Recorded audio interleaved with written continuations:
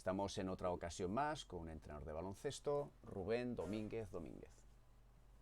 Hola, mi nombre, como os dice Moisés, es Rubén Domínguez, tengo 47 años, llevo entrenando desde que tenía 13, 14 años, si mal no recuerdo, y pues soy entrenador de baloncesto superior y aparte soy psicólogo y, y mi pasión por el baloncesto, pues evidentemente después de tantos años, pues sigue intacta. Perfecto, pues vamos con la primera pregunta. ¿Cuáles fueron las razones por las que te decidiste empezar a entrenar? Bueno, yo creo que no me decidí yo, más bien yo estudiaba en los Maristas, que era un cole en Vigo, y era donde jugaba, y había un cura, bueno, un hermano marista, que un día pues nos cogió al lazo a mí y a otro y nos dijo, venid aquí que me tenéis que hacer un favor. Y nos puso allí a entrenar a unos niños que tenían 9 años, me parece, o sea, eran un poco más pequeños que nosotros, y desde ese día pues nos gustó a los dos lo que la experiencia y ya seguimos. O sea que yo creo que fue más que alguien vio algo en nosotros que no que nosotros hubiésemos decidido que íbamos a ser entrenadores. Cuanto menos curioso. Pues en esos inicios, ¿tuviste algún tipo de referencia o ayuda o guía que te ayudara? Hombre, tuve la suerte un poco de que los entrenadores que había en mi club eran todos bastante, para la época, eran todos bastante buenos. Estaba Miguel Méndez, estaba Darío Méndez, estaba Vicente Rodríguez, al poco empezó a entrenar, estaba Carlos Vázquez Ferro, que pero se dedicaba a otra cosa, pero era un entrenador fantástico. Entonces, pues había mucha gente.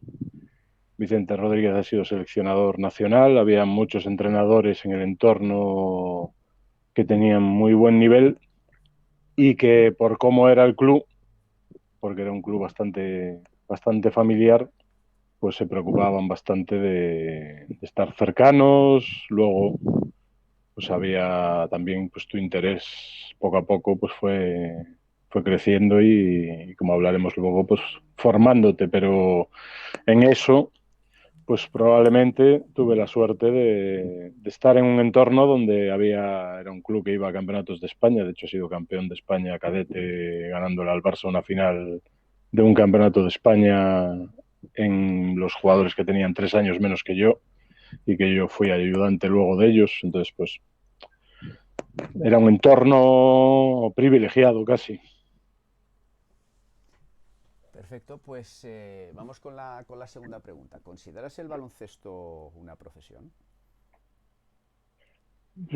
Pues yo considero el baloncesto una profesión, sí, porque yo creo que es una profesión como cualquier otra que tenga que ver con la educación en categorías inferiores, y evidentemente a nivel profesional pues es una profesión. Yo no llegué a baloncesto, como has visto, pues fue casi por que alguien vio en mí algo, y luego aparte porque un día estaba en una entrevista en una radio y alguien me dijo, ¿esto de ser entrenador profesional cómo es? Y yo me quedé así, como, pues, me doy cuenta que soy profesional porque me estás tú diciendo que... Pero yo creo que desde ese momento he entrenado por pasión, por ilusión, no por otra cosa. Yo creo que cualquier vocación se puede convertir en una profesión, y en este caso, pues el baloncesto, evidentemente yo creo que lo es. No está a lo mejor considerado en ciertos ámbitos como profesional cuando sí que lo es. Incluso en formación hay gente que es muy profesional y que no se le está considerando de esa manera, pero yo creo que el baloncesto evidentemente es una profesión, y una profesión muy, muy importante, porque no solo desarrolla deportistas, sino que también ayuda a desarrollar las personas y ayuda mucho socialmente. Y entonces, pues yo creo que aún encima es una profesión muy, muy interesante y muy importante. Estoy totalmente de acuerdo contigo. El cómo se nos ve desde fuera. ¿Cuál es tu sensación? ¿No? Es decir, aparte de que a lo mejor te referías un poco más hacia el tema de cómo está contemplado, ¿no? el trabajo de entrenador de baloncesto a nivel ya sea homologaciones de titulaciones como de laboralmente, ¿no? Que ahí creo que tenemos una laguna enorme, ¿no? No está lo regulado que debiera estar y económicamente es un problema muy grande para los clubes, ¿no? Entonces la segunda parte de la pregunta te la enfoco hacia el entorno que no pertenece al baloncesto, ¿no? Conocidos, amigos, aficionados. ¿Crees que ellos consideran el baloncesto una profesión? Yo creo que una vez que conocen o sea, que van a un partido, por ejemplo, yo tengo muchos amigos que no tienen nada que ver con el baloncesto y la primera vez que van a un partido pues de la Liga Femenina, de la Liga Femenina 2 o de la LEP pues creo que en ese momento toman conciencia de que aquello es una profesión porque ven aquello y dicen, Dios mío del amor hermoso. O sea, alucinan, no dan crédito con lo que están viviendo porque es algo que desconocen. Entonces yo creo que un poco sí que hay ese desconocimiento a veces en una parte de la sociedad, porque así como todo el mundo pues parece que habla de deporte, hay mucha gente que el deporte, pues aparte del que vayan a hacer al gimnasio, no le, no le resulta demasiado atractivo, pero una vez que lo ven, pues realmente sí que son capaces de valorar. Entonces yo creo que las personas que no lo valoran, pero porque no conocen la realidad. En el momento en que la conocen sí que lo valoran y lo valoran mucho e incluso ves cómo a partir de ahí, cómo se interesan, cómo preguntan, porque lo ven como algo muy, muy profesional posiblemente, aún toman una conciencia mayor de la gente que lo conoce normalmente. O sea, que ha practicado, yo creo que sí que puede haber, pero por desconocimiento, no por falta de prestigio o nada parecido. Sí que es verdad que llevamos unos años en los que parece que hay una mayor, no sé si llamarlo cultura del deporte, porque la cultura del deporte creo que es un tema muy amplio en el cual como país creo que somos bastante ignorantes en general, porque no nos educan en ello, ¿no? Es decir, los que nos dedicamos al deporte pasamos de ser aficionados en una gran mayoría de ocasiones, ¿no? De jugadores que pasan a ser entrenadores, ¿no? Entonces han tenido unas vivencias de esos entrenadores que les están dando esa educación deportiva, ¿no?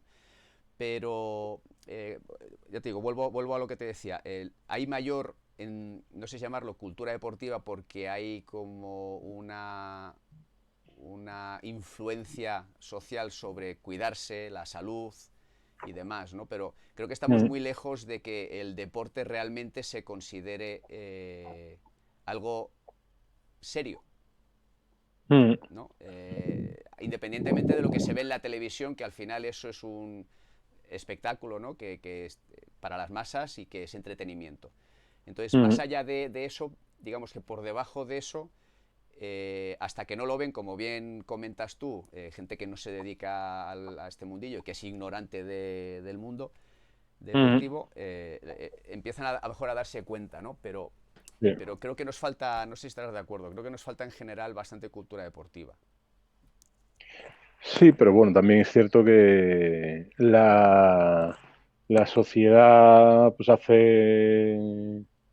yo cuando empecé a jugar, que tenía hace 36 años o así, pues yo iba, entrenaba, mi padre no sabía y mi padre había jugado al fútbol y más o menos tenía una cultura deportiva, pero vamos, yo creo que hasta que tuve 16 años no entró un día a verme jugar al baloncesto y era como el deporte era algo que hacían sus hijos y que la sociedad pues tampoco le daba demasiada importancia. Hoy en día, pues eso yo creo que se ha revertido un poco y cada vez, pues como vemos, pues la gente lo utiliza más como un medio de salud, está más acostumbrada a pagar por ello y eso pues hace también que se valore un poquito más, también hace que sea más exigente, pero yo creo que el problema esencial del reconocimiento de la profesionalidad está un poco en algo que tú dejabas ahí entrever, que es que no hay una legislación y que, por ejemplo, pues el Consejo Superior de Deportes en España no considera a la liga femenina una liga profesional cuando, pues evidentemente, todas las jugadoras que juegan en esa liga tienen un contrato laboral, cuando no están jugando cobran el paro, o sea, si eso no es ser profesional, pues ya me dirás lo que es. Yo hace 14 años en una Copa de la Reina, pues un poco alguien sacó un tema allí de por qué los entrenadores femeninos estaban menos considerados y yo creo que no es que estén menos considerados, es que, y yo pregunté, ¿cuántas personas aquí tienen un contrato laboral? Y había 16 equipos en la liga femenina en ese momento y de los 16 equipos éramos 3 personas las que teníamos un contrato laboral. Entonces yo dije, pues, o sea, que en la Liga EVA, que era la cuarta o la quinta liga en aquel momento, yo había estado y tenía un contrato laboral. Todo el mundo, entonces, ¿cómo va a venirse alguien a entrenar y ver esto como algo donde pueda dedicar su vida si no está legislado para que realmente eso ocurra? Entonces yo creo que ahí hay un vacío que es, vamos, lo que provoca que esa consideración pues sea menor de la que realmente la importancia que tiene el entrenador de cualquier deporte, porque yo conozco entrenadores de muchísimos deportes, yo soy psicólogo del deporte y trabajo también con muchos deportistas y con muchos entrenadores de otros deportes, y eso es un fallo común en relación a casi todo, porque yo creo que hay muchas cosas que se deberían de legislar para favorecer determinadas profesiones que no se hace. O sea, se deja ahí en el limbo y al final eso perjudica la profesionalidad y perjudica que las condiciones de las personas que trabajan pues sean las que tienen que ser. Sí, de hecho, además, en este momento en particular, el acceso a ERTES de Mm, empresas y clubs, pues los poquitos que tengan contratos habrán podido aplicarlo. El resto de entrenadores mm, sí. están en una auténtica laguna. Muy Ah. bien, pues vamos por la tercera pregunta. Tu formación como entrenador, ¿en qué ha consistido y en qué consiste? Porque entiendo que nos vamos formando a lo largo de toda nuestra carrera, de una manera o de otra. Mm. Bueno, pues aparte de la formación regulada que evidentemente tienes que ir haciendo para llegar a ser entrenador superior, y pues yo también en eso, como te comentaba antes, he tenido la suerte de que cuando empecé a entrenar llegó un día una de estas personas que te hablaba y me dijo, tienes que ir a un curso el fin de semana y durante no sé cuántas semanas al colegio que hay ahí abajo. Y ¿un curso de qué?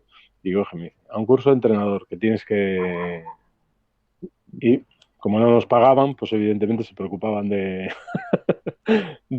que nos formásemos y de pagarnos todos esos aspectos. También es cierto que bueno, yo a mí, hasta que tenía 20 y pico años, no cobré un duro por entrenar a baloncesto, entrenaba todos los días con una pasión y una ilusión fantástica y veía aquello como el mejor momento de mi vida. Entonces, yo creo que pues el ver, sobre todo, pues, todas esas personas, yo he visto millones de horas de entrenamientos de otras personas, me he preocupado siempre pues de ir a ver entrenar, de ver, ahora pues es más fácil porque hay más vídeos de clinics, y pues de ir formándome en todos los aspectos, de hablar mucho, de ir a campus en verano para, aunque sea, como te vas haciendo mayor, más duro porque son muy intensos, pero para poder estar con otros entrenadores, para hablar con ellos.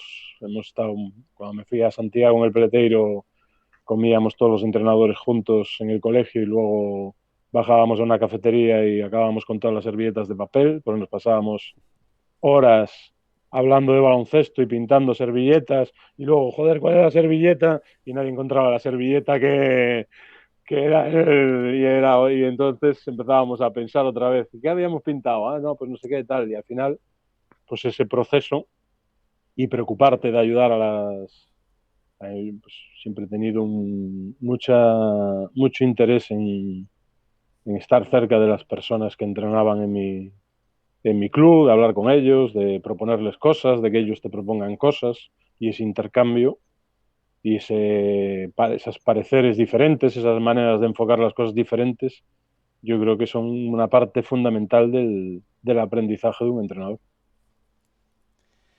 Sí, la verdad es que yo, en el sentido de que hablas ahora mismo, por ejemplo, en las regladas, ¿no? El primer nivel, segundo nivel y superior, hay una gran diferencia entre el superior y los otros dos niveles, ¿no? Que es esas vivencias, esos intercambios que también puedes tenerlos en los otros niveles, pero en el superior además añades de toda España, ¿no? De Sí. entrenadores de distintas provincias, distintas formas de entrenar. Y yo creo que esa es la mayor riqueza que tenemos como profesión, ¿no? Que ese intercambio de información, de experiencias, de conocimientos, nos hace un deporte muy rico, ¿no? Y somos capaces de crecer gracias a eso. Perfecto, pues hablando de formación, ¿crees que a la que tenemos acceso es de calidad? ¿Y hay algo que añadirías, cambiarías o mejorarías de esa formación que recibimos? Tanto me refiero a la reglada como la no reglada. Es decir, ahora sí que es verdad que en estas últimas entrevistas, como coinciden muchas de ellas con el tema del confinamiento, muchas veces la gente habla del bombardeo que tenemos de información, ¿no? De que tenemos acceso a una cantidad ingente de información que está todo el mundo compartiendo, ¿no? Pero bueno, a lo que iba con la pregunta, ¿hay algo que en lo que observas o que puedas observar de estas formaciones que eches en falta o que creas que podríamos mejorar? Hombre, yo creo que la formación en lo que es la que está regulada en España en este momento tiene que mejorar una cosa, que es que haya un modelo. En este momento hay dos modelos y no se puede. Eso es un error, yo creo, aunque se forme con mucha calidad, no puede haber entrenadores que van a tener un técnico superior en baloncesto o un técnico medio que a nivel profesional incluso es un facilitador porque no solo te da acceso a lo que es entrenar baloncesto, sino que te da acceso a un montón de puestos en ámbitos del deporte y eso, pues evidentemente cuando tú quieres que alguien se pueda profesionalizar, al final ese tipo de título, pues también te abre que en determinados espacios puedas compatibilizar a lo mejor tu actividad como entrenador con otra actividad en el ámbito del deporte y que te puedas, pues, entre comillas, entre las dos, como puede pasar pues, con un psicólogo del deporte, que normalmente también es psicólogo de una empresa o psicólogo porque a lo mejor en sí a determinados niveles no da para, como cualquier otro, hay pues, muchos profesionales de otros ámbitos. Entonces yo creo que cuanto antes se debería buscar llegar a que en todos los sitios hubiese esa formación reglada, porque yo creo que tiene en este momento, aparte de porque es una obligación casi a nivel legal, en este momento facilitaría mucho también a los entrenadores pues generarse como entrenadores un futuro, incluso para las personas que no quieren andar de un lado para otro en su propio entorno, darles una mayor estabilidad profesional. Yo creo que sería mucho más sencillo y sobre todo porque tener dos cosas y que una no se sabe muy bien en el limbo en el que ha quedado, pues yo creo que eso es una cosa que tiene que mejorar a nivel de organización y a nivel legal. Luego, a nivel de formación, pues yo creo que es bastante buena, que la inclusión de las prácticas hace unos 10 o 12 años, pues ha incluso mejorado mucho. Lo que yo creo que a lo mejor pues sí que existe una necesidad de un mayor supervisión de esas prácticas para que realmente sean eficaces y la persona que va a unas prácticas no esté haciendo el trabajo de un entrenador, sino que esté aprendiendo de otra persona y beneficiándose del conocimiento de otra persona. Y en eso sí que veo un espacio ahí de mejora. Perfecto, pues vamos con la quinta. ¿Qué momentos te han dado mayores enseñanzas? ¿Las positivas o las negativas? Y cuéntame una de cada. Yo creo que todos los momentos es vamos, un aprendizaje constante. Cuando tienes un problema, pues te lleva a tener que enfrentarte a él, buscar una solución y eso hace que pues, tu aprendizaje sea muy profundo. Entonces yo pues he habido, por ejemplo, casi siempre he tenido que cuando he llegado a un sitio, menos yo creo que en una ocasión, siempre he tenido que recoger lo que era el cuerpo técnico que había en ese club y asimilarlo a mí y eso pues puede ser una situación que no es la ideal cuando eres entrenador y llegas a un sitio porque no conoces a nadie y evidentemente poder llevar a alguien que te ayude pues sería muy positivo porque te quita a lo mejor un sobreesfuerzo al principio, pero también, por otro lado, requiere de un esfuerzo por tu parte, por adaptarte, por ayudar a esas personas, por enseñarles, por explicarles cómo es tu filosofía. Y yo creo que hay cosas que son como esa, que pueden ser planteadas como un problema. Yo, aunque lo puede ser, porque al final no tienes confianza con esas personas. Hace poco entrevistasteis, creo, a Santiago Alejandro Corral, y yo conocí a Santiago ya un día 29 de diciembre y el día 2 de enero estaba metido en una habitación en Canarias con él, allí con una persona que no conocía absolutamente de nada. Y encima, por el viaje, por la fecha, no sé qué, pues no podía estar en una habitación solo y pues tuve que compartir la habitación con alguien pues que prácticamente desconocía, no sabía ni cómo era, ni cómo no era, y evidentemente, pues eso, como lo afrontes, yo creo que la dificultad o cuando pierdes o lo importante es cómo tú afrontas eso, cómo buscas solucionarlo, cómo buscas que eso sea algo positivo y no cómo te centras en la carga que pueda tener negativa y hacer pues que te haga a lo mejor más daño del que realmente puedes. Entonces, pues, cuando pierdes una final de algo, pues al final es una situación que es dolorosa en cierta medida, pero claro, si realmente solo te centras en ese momento, pues va a ser muy pobre el aprendizaje y la enseñanza, porque al final si tú llegas a una final de algo y la pierdes, en el camino has ganado montones de partidos, has tenido montones de experiencias positivas y evidentemente cuando juegas una final, primero que la juegan dos, con lo cual ya es un éxito el hecho de jugarla, y luego, pues evidentemente va a haber uno que pierde y eso no quiere decir que sea mejor ni que sea peor, simplemente que el baloncesto no te va a dar otra opción. Entonces yo creo que lo que sí es importante es cómo enfocas ese aprendizaje de cada situación. O sea, si ganas algo o asciendes y te piensas que ya eres buenísimo y dejas de trabajar y te confías, pues posiblemente en la siguiente temporada te partan la cara y dejes de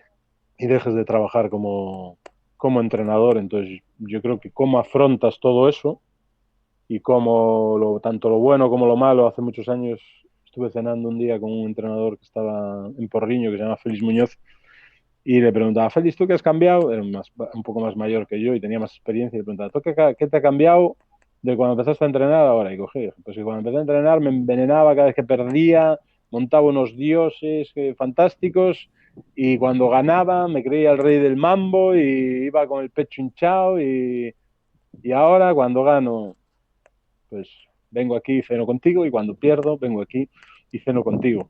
Porque yo entrenaba un equipo de cerca y entonces él jugaba los viernes y siempre lo veía. Y era como, yo he aprendido que ni es fantástico todo, ni es terrorífico todo. Y yo creo que eso es un aprendizaje que pues, él lo compartió conmigo y que es muy importante para los entrenadores. Ser tranquilos, porque un entrenador tiene que ser una persona estable emocionalmente, porque eso ayuda a que sus deportistas también lo sean y a que el rendimiento de sus equipos sea bueno. Entonces, yo creo que ese es un gran aprendizaje de la experiencia, tanto positiva como negativa. Y si lo pudiéramos trasladar a toda la población general, sería ideal, ¿no? El que no todo, lo digo porque en estos momentos estamos en situación un poco límite, la población Uh en -huh. general, ¿no? Uh -huh. Y eso que dices me parece tan importante, ¿no? El que ni todo es tan malo ni todo es tan bueno. Uh -huh. Y bueno, el verlo con, intentar dar ese pasito atrás, verlo con una perspectiva.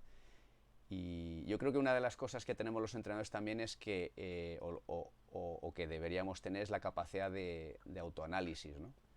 Uh -huh. De analizar lo que nos ocurre, de las vivencias que tenemos y esa capacidad que a veces tenemos el ser humano de aprender de estas experiencias, ¿no? Que es lo que nos hace crecer un poquito. Perfecto, pues la pregunta número 6. ¿Cuál es tu objetivo como entrenador? ¿Cuál es tu aspiración? Y para ti, ¿cuál es tu situación ideal entrenando? Hombre, pues mi objetivo es disfrutar de entrenar. Fue algo que aprendí cuando jugaba, que al final te metes mucha presión porque tienes que, y cuando te das cuenta, pues eso te está bloqueando y no te está permitiendo disfrutar de jugar y sobre todo no te está permitiendo rendir lo que puedes. Entonces, como entrenador, pues mi objetivo, evidentemente, es disfrutar como de lo que hago. El día que no disfrute, pues probablemente deje de entrenar. Yo trabajo en la universidad en Vigo aparte de entrenar, y luego trabajo como psicólogo del deporte con deportistas y también en un ámbito empresarial y que compatibilizo un poco con el ser entrenador de baloncesto y cuando llego a entrenar, pues evidentemente, y llego a las 9 de la noche después de haber trabajado mucho, pues ¿no? Siento algo especial que me permite disfrutar aunque esté cansado, que me permite disfrutarlo mucho. Entonces yo creo que eso es mi objetivo como entrenador. Lo que me gustaría, pues evidentemente, como a todos los entrenadores del mundo, es entrenar al máximo nivel que pueda.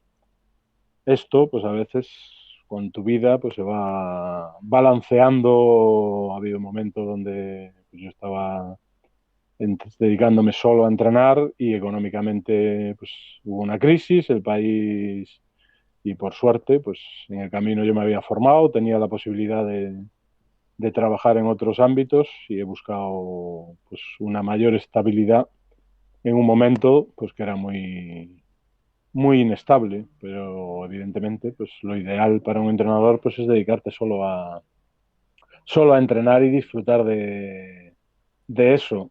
Entonces ese es el estado el estado ideal, pero también hay que ser realistas a veces y buscar pues que eso sea compatible con una vida digna. Yo pues cuando salí del Breogán alguien me llamó para ir a un club y las condiciones no eran dignas y la excusa era que había 25 personas dispuestas. Yo dije, pues que vayan a una de esas 25, yo no voy a ir, porque yo creo que el prestigio de una profesión depende de que las personas que la ejerzamos la prestigiemos. Y si vale todo y si no valoramos nuestro trabajo, pues evidentemente las personas que tienen que pagarlo no lo van a valorar. Si no somos un colectivo unido que busque tener, y yo creo que en España eso, los entrenadores tienen bastante relación y yo creo que luchan y ahora pues con el sindicato de entrenadores pues aún más pues están buscando caminos para mejorar esa profesionalidad que evidentemente pues va a llevar un tiempo y que de lo ideal a lo que se vaya consiguiendo pues seguro que va a haber un camino, pero yo creo que eso es muy importante porque el ideal pues es poderte dedicar solo a entrenar como profesión, más allá de que luego tengas otros intereses, como puede ser mi caso, que me he dedicado toda mi vida a la psicología del deporte porque estudié psicología y es otro aspecto que me apasiona, entonces pues lo seguiré haciendo independientemente de que me dedique todo el día a entrenar en un equipo o que pues lo pueda compatibilizar con otro trabajo porque me enriquece como persona, es como, aparte de otra profesión, son como dos profesiones que a mí me gustan y que se podrían incluso podrían ser un hobby cualquiera de las dos en cualquier momento, aunque evidentemente pues yo creo que siempre que haces algo pues lo tienes que hacer de una manera profesional porque sobre todo cuando depende de personas pues el bienestar de esas personas depende de tu trabajo. Bueno, el ser psicólogo deportivo también es una herramienta para ti muy válida, muy útil y además hoy en día es cada vez más común, ¿no? La figura del psicólogo deportivo, no tanto como a lo mejor debería serlo, pero mucho más que Mm, hace años, ¿no? Entonces, bueno, en tu caso es una sí. herramienta idónea, ¿no? Para tu profesión de entrenador de baloncesto también. Sí, es un complemento muy importante, pero bueno, también hay que saber que cuando eres entrenador de baloncesto y tienes que utilizar la psicología, pero no eres el psicólogo del equipo porque ahí puedes generar una mayor dificultad si tienes dos roles. Normalmente eso despista mucho al deportista porque no sabe cuando hablas con él, no sabe con quién está hablando. Yo tuve una experiencia similar en otro ámbito, pero en el jefe de deportes de un sitio donde yo entrené, en Rivas, era el general manager del equipo. Entonces, había veces que te hablaba como jefe de deportes, había veces que te hablaba como director general del equipo y era como, yo siempre decía, a ver, ¿quién me está hablando? ¿Me estás hablando como jefe de deportes o como para que yo no malinterprete nada de lo que me dices ni me enfade? Si me dices algo que tiene que ver con que dejamos mal colocado algo, entonces me lo estás diciendo como jefe de deportes, que entonces entiendo que me estés echando la bronca, o me lo estás diciendo como el director general del equipo, porque dependiendo de cómo me lo digas, yo te voy a contestar de una manera diferente. Pero esto tiene que quedar muy claro. Entonces, yo creo que en un equipo tú tienes que tener, y más cuando eres entrenador, tienes que tener un rol. Evidentemente, te puedes valer de muchas cosas, de muchas herramientas que tiene la psicología del deporte, y yo, evidentemente, lo hago, pero tiene que tener claro que tu rol es uno, y aunque te ayudes de herramientas, yo pues siempre que puedo pues tengo un psicólogo deportivo que me ayuda e incluso pues se sorprenden porque claro, ellos normalmente vienen a trabajar conmigo porque están colaborando o vienen a hacer unas prácticas de un máster a mi empresa o lo que sea y te y están esperando que les digas lo que tienen que hacer y yo ni les pregunto ni me meto ni a más allá de lo que puede ser el preguntarles, bueno, ¿y qué tengo que hacer? Y entonces, claro, se sorprenden porque es como, este tío me está preguntando a mí lo que tengo que hacer cuando yo he venido y voy con él todos los días por ahí a trabajar y a aprender de él, y aquí me pregunta que, porque yo quiero que me vean como un entrenador en esa situación, no quiero que me vean como su mentor que está allí enseñándoles, no, ahora aquí tú me tienes que ayudar a mí, no te ayudo yo a ti. Y eso te obliga a ti a mejorar como profesional. Ya te enseño todo el día que vienes conmigo, pues ahora Ahora aquí tienes que aplicarlo, que eso es otro aspecto que tiene que ver con eso que decías, que hay mucha información. La información hay que ir ahondando, saber escoger la que quieres, pero luego hay que ponerla en práctica, porque si no, no tiene ninguna efectividad. Saber mucho no quiere decir que luego sepas eso ponerlo en el entrenamiento. Entonces, aparte de ir aprendiendo, tienes que aprender aquello que te sirve, que necesitas utilizar en cada momento y utilizarlo y practicarlo y equivocarte y mejorarlo, porque ese es realmente el aprendizaje para ser capaz de entrenar o para ser capaz de ser un buen psicólogo. Si no, viendo solo no lo vas a conseguir. Luego tienes que interpretarlo y tienes que hacerlo tuyo, porque cada uno tenemos un estilo diferente. Perfecto, pues vamos a por la séptima. Entrenando, ¿qué es lo que te da mayor satisfacción?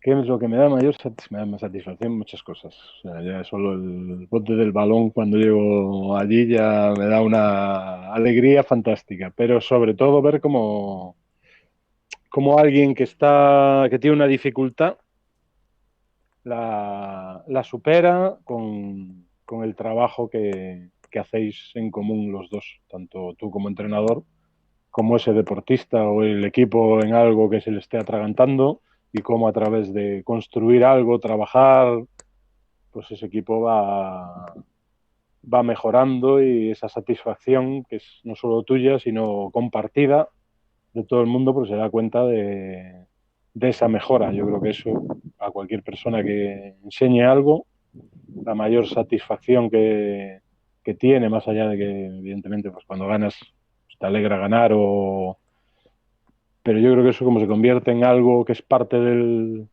juego, pero la mejora puntual de alguien o de algo que es importante para él o para el equipo, al final eso te da una mayor gratificación, yo creo, porque al final disfrutas de tú tener que aportarle algo a esa persona y esa persona creer en lo que tú le estás aportando para conseguir una mejora. Y yo creo que eso es lo más satisfactorio, por lo menos para mí, porque al final pues, yo creo que el día que asciendes, al día siguiente llega alguien y te dice, bueno, ¿qué equipo vamos a hacer el año que viene?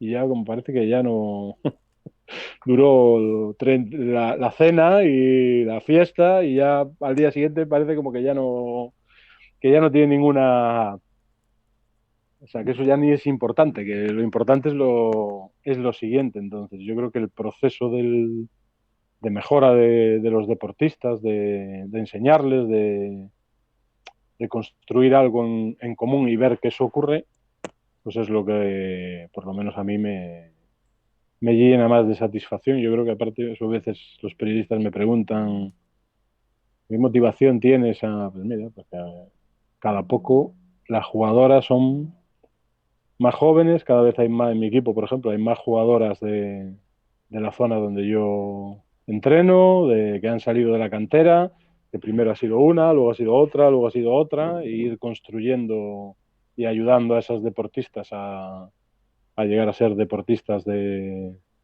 nivel de la Liga Femenina 2, pues es lo que más satisfacción me da como entrenador y es un poco por eso, porque ese proceso de construir y de ayudar a alguien a alcanzar su máximo rendimiento, pues yo creo que es lo más satisfactorio.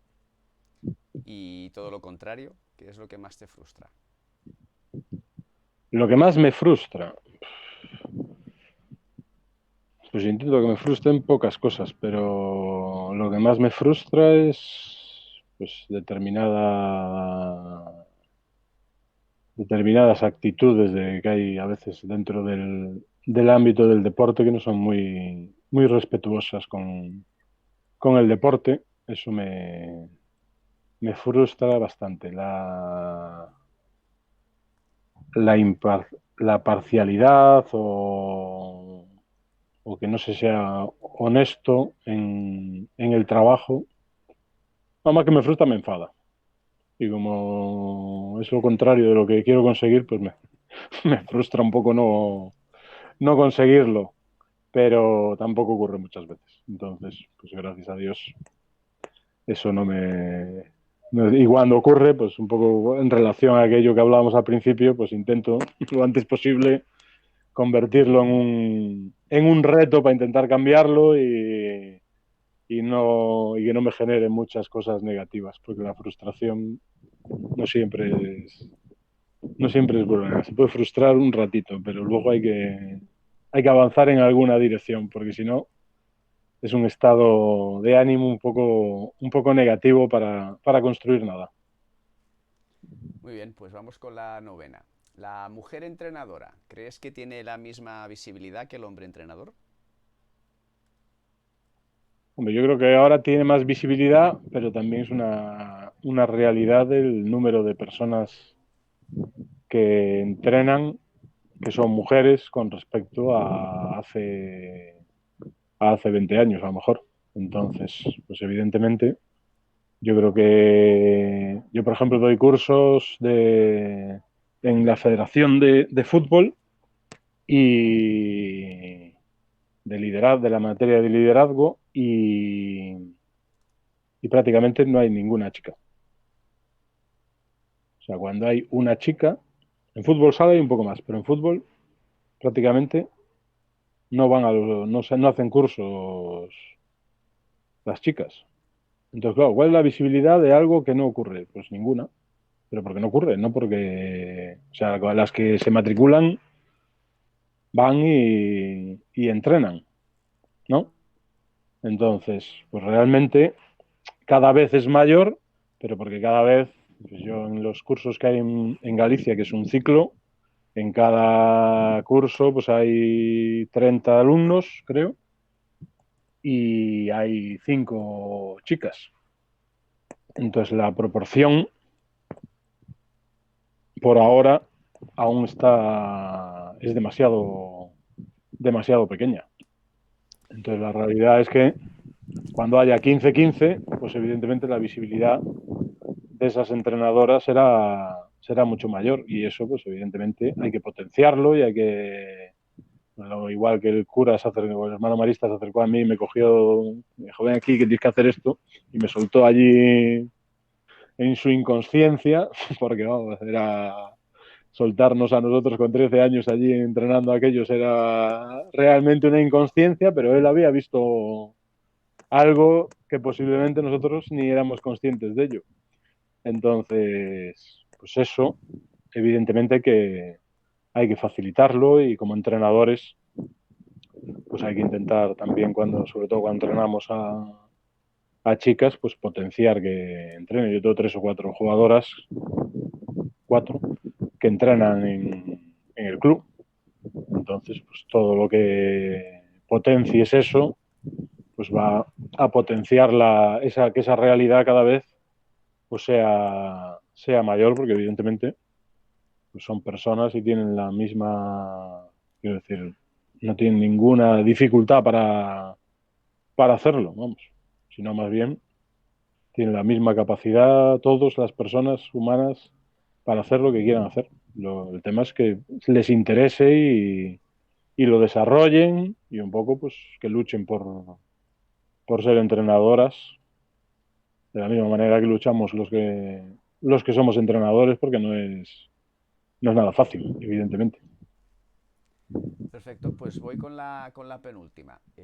¿Crees que los entrenadores deberíamos tener una mayor consideración? Aunque más o menos lo has contestado al principio, Uh -huh.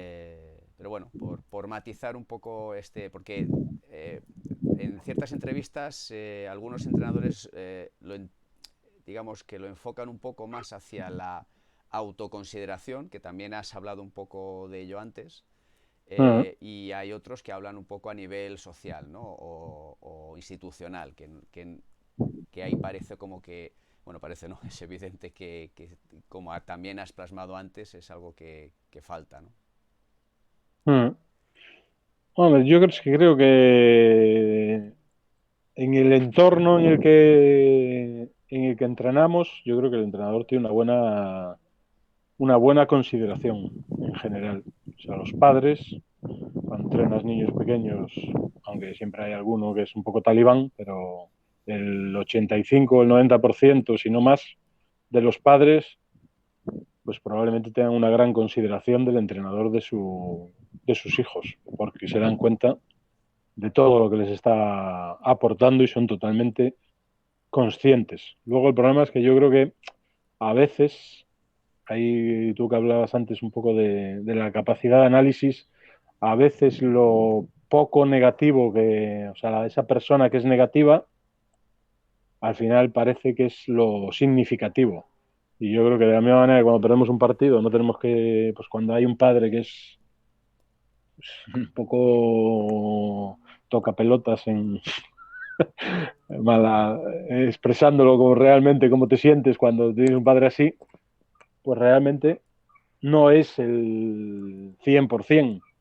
Y sin embargo, muchas veces la sensación que tenemos como entrenadores, como cuando tienes un jugador que te da mucho la paliza y que te genera pues al final te quita un poco, si le dejas, evidentemente, un poco tu motivación y parece que todo es malo. Y yo creo que a veces esa sensación está provocada por cosas puntuales que nos dañan un poco, pero que yo creo que no es la inmensa mayoría, y yo creo que, pues, que la mayor parte de la gente valora a los entrenadores que trabajan con sus hijos. Yo creo que la mayor parte de los directivos valoran a los entrenadores que tienen, porque si no te puedo asegurar que no los tendrían. Y luego, pues la manera, tal vez, pues la sociedad aún tiene que seguir mejorando en cómo parece que decirle a alguien que está bien lo que hace, pues que, ¿sabes? Que no mola. Y realmente yo creo que lo que falta mucho en la sociedad aún es que cuando alguien hace algo bien, pues se lo digas, y cuando alguien hace mal, de la misma manera que se lo dice cuando hace mal. Porque si solo le dices las cosas que hace mal, pues evidentemente la sensación que va a tener es que no le valoras. Y muchas veces esa no es la realidad, sino que nos falta, pues, a un jugador o a un entrenador, cuando se es directivo, pues reconocerle las cosas buenas de la misma manera que a veces le tienes que llamar la atención porque se ha equivocado en algo. Pero la parte buena es como algo que socialmente aún se obvia demasiado, y que yo creo que en eso sí que tenemos... Pero no, eso es uno de los aspectos que debemos de mejorar los entrenadores en nuestra formación.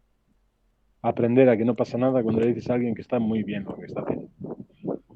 Y que incluso deberías de hacerlo más veces. Porque si le dices siempre que está mal, que está mal, que está mal, pues la sensación que tiene el jugador es que es malo. Y cuando nadie nos dice lo que aprecia nuestro trabajo como entrenadores, pero sí nos dice cuando nos equivocamos o cuando necesita que hagamos algo a mayores, pues al final nuestra sensación es que no nos valoran. Pues igual que el jugador, que no se siente, su autoestima la perjudicamos porque estábamos todo el rato diciéndole: tienes que mejorar en esto, tienes que... Y entonces como que no hay nada de lo que hago que está bien. Pues eso nos pasa a lo mejor en esa sensación, esa falsa sensación de que no somos valorados, porque yo creo que realmente sí que lo somos.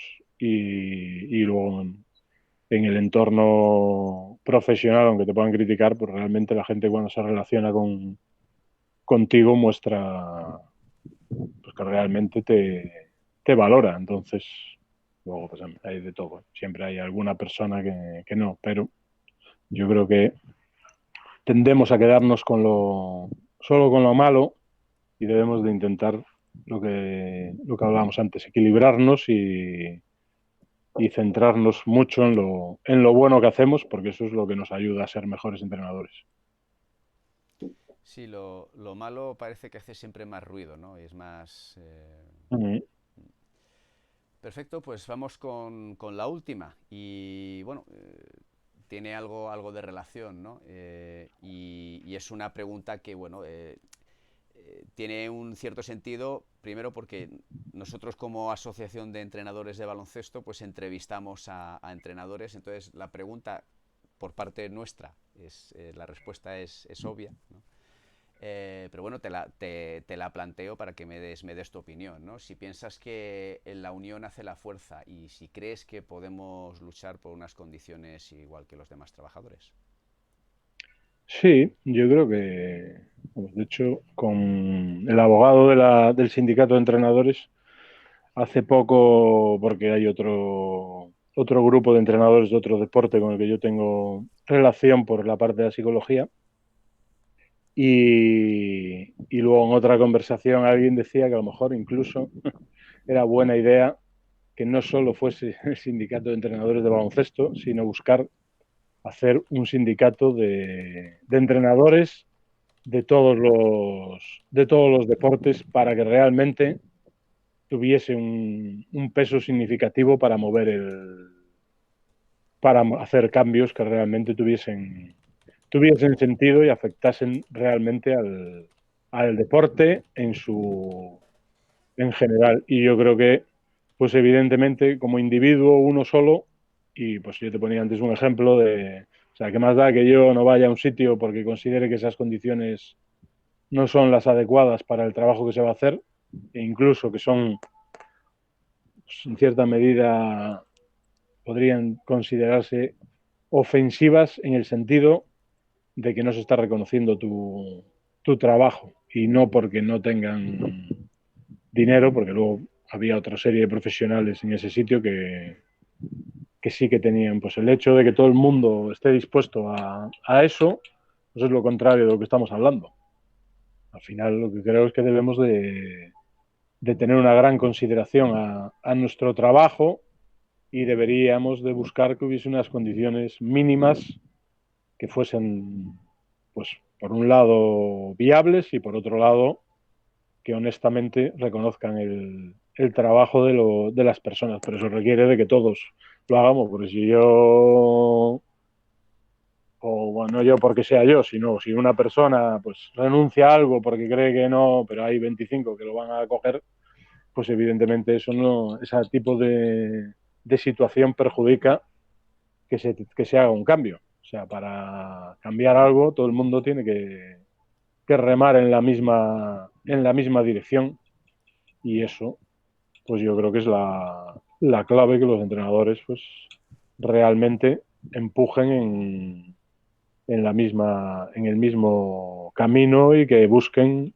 los intereses como un colectivo, porque al final pues la realidad es que eso de que la unión hace la fuerza, pues evidentemente, si yo salgo a la calle y protesto yo solo, pues posiblemente no me hagan ni caso. Pero si salimos a la calle 50.000, pues a lo mejor pues el efecto no tiene nada que ver. Entonces, pues eso es fundamental. Y sobre todo, pues luego ser honestos a la hora de que si hay unos mínimos, pues todo el mundo tiene que exigir esos mínimos, no luego hacer cosas raras y pues no, entonces al final estás yendo contra tus derechos y contra pues, lo que tú estás reivindicando. Entonces yo creo que sí, que Total, sería el mejor camino. totalmente de acuerdo contigo. Mm. Eh, te añado una pregunta a esta pregunta. Ujú. ¿Qué propones o qué crees que es necesario para ayudar a que los entrenadores, porque somos un gremio muy heterogéneo, ¿no? Con unas realidades muy diferentes, Ujú. ya sea como comentabas antes, ¿no? En los inicios, pues Sí. en tu caso te colocaron allí medio obligado, ¿no? Tenemos Ujú. casos también de muchos chicos que hoy están jugando y quieren sacarse, como se decía muy mal cuando yo era joven y me saqué el título de socorrista, ¿no? Ujú. Que la frase de, bueno, voy a ser socorrista para sacarme unas pelillas. Ujú. Estamos hablando de si nuestra profesión es formativa y trabajamos con chavales en el cual, digamos, nuestro ejemplo o cómo trabajemos va a ser algo que va a influir sobre su formación, un socorrista, como vaya a sacarse unas pelillas y no estar concentrado en su trabajo, puede tener una situación que puede acabar con su Sí, carrera un problema. de Ujú. entrada, ¿no? Entonces, como nuestras realidades son tan diferentes y luego reglamentariamente estamos tan lejos todavía de poder ser profesionales dedicados a esto como debiera ser, hay mucha dificultad en hacer entender a la gente esto, ¿no? Y luego también creo que nosotros como país, eh, eh, la expresión no será correcta, seguro. Parece que estamos educados a no ir por el mismo camino, que cada uno se busque la vida y demás, ¿no? Lo que pasa es que, sin embargo, luego nos quejamos, que es una cosa que a mí no me cuadra mucho. Entonces, mi pregunta es, ¿qué propones tú para poder llamar la atención a los entrenadores y que quieran unirse, ¿no? Independientemente de nuestro caso particular, ¿no?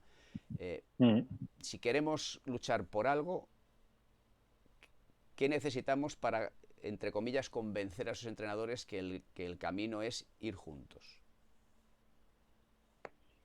Hombre, pues tomar conciencia de ello, ir poniendo pues los pasos para ello, ir consiguiendo. Pues ahora hay una parte de lo que te comentaba, un sindicato que busca, pero no solo busca que las condiciones en la ACB o en la LEP sean buenas, sino pues ir buscando cuáles son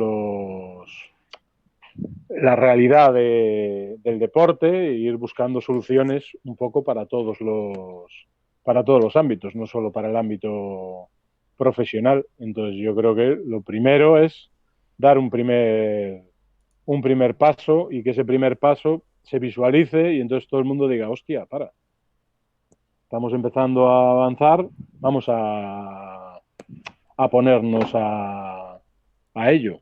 Pero lo primero que hay que hacer es generar ese primer paso y yo creo pues, que ese primer paso se ha iniciado y como se vayan dando los siguientes pasos, pues probablemente provoquen que haya mucha más gente que poco a poco se vaya integrando en ese camino.